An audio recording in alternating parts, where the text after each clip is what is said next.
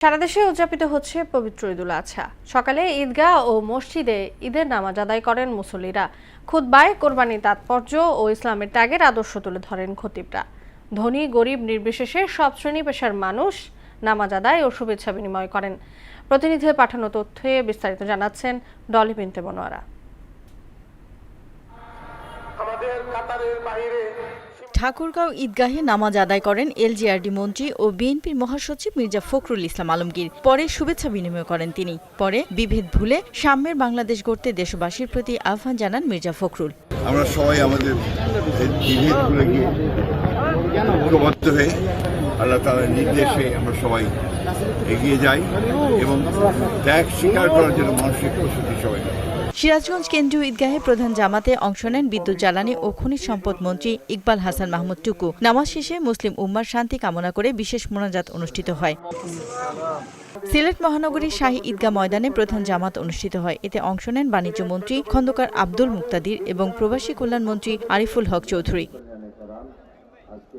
রংপুরে ঈদুল আজহার প্রধান জামাত Carmichael collectorate ঈদগাহ মাঠে অনুষ্ঠিত হয়েছে। এতে রংপুর ৩ আসনের সংসদ সদস্য মাহবুবুর রহমান বেলাল সহ মুসল্লিরা অংশ নেন। নারায়ণগঞ্জে উদযাপিত হচ্ছে পবিত্র ঈদুল আজহা। মাজদাইর কেন্দ্রীয় ঈদগাহ ময়দানে জামাত অনুষ্ঠিত হয়। এতে অংশ নেন জেলা প্রশাসক মোহাম্মদ রায়হান কবির সহ বিভিন্ন রাজনৈতিক, সামাজিক ও সাংস্কৃতিক সংগঠনের নেতৃবৃন্দ এবং মুসল্লিরা। পটুয়াখালীর কলাপাড়ায় কেন্দ্রীয় ঈদগাহ মাঠে প্রধান জামাত অনুষ্ঠিত হয়। এছাড়া উপজেলার ৫ শতাধিক জামে মসজিদ ও মাঠে ঈদের নামাজ অনুষ্ঠিত হয়েছে।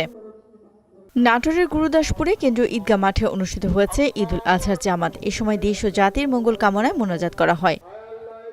বান্দরবানে ঈদুল আজহার জামাত অনুষ্ঠিত হয়েছে কেন্দ্রীয় ঈদগাহ মাঠে। শহরে হাজারো মুসল্লি ঈদের নামাজ আদায় করেন। গাজীপুর ঈদুল আজহার প্রধান জামাত রাজবাড়ী ময়দানে অনুষ্ঠিত হয়েছে। এতে ইমামতি করেন গাজীপুর কেন্দ্রীয় জামে মসজিদের ইমাম মুফতি কামরুল ইসলাম নোমানী। খুলনায় ঈদুল আজহার জামাত অনুষ্ঠিত হয়েছে টাউন জামে মসজিদে। এতে খুলনা ২ আসনের সংসদ সদস্য শেখ জাহাঙ্গীর হোসাইন হেলাল সহ বিভিন্ন শ্রেণী পেশার মানুষ অংশ নেন। কক্সবাজার উদযাপিত হচ্ছে ঈদুল আজহা। কেন্দ্রীয় ঈদগাহ মাঠে অনুষ্ঠিত ঈদ জামাতে নামাজ আদায় করেন সংসদ সদস্য লুৎফুর রহমান কাজল।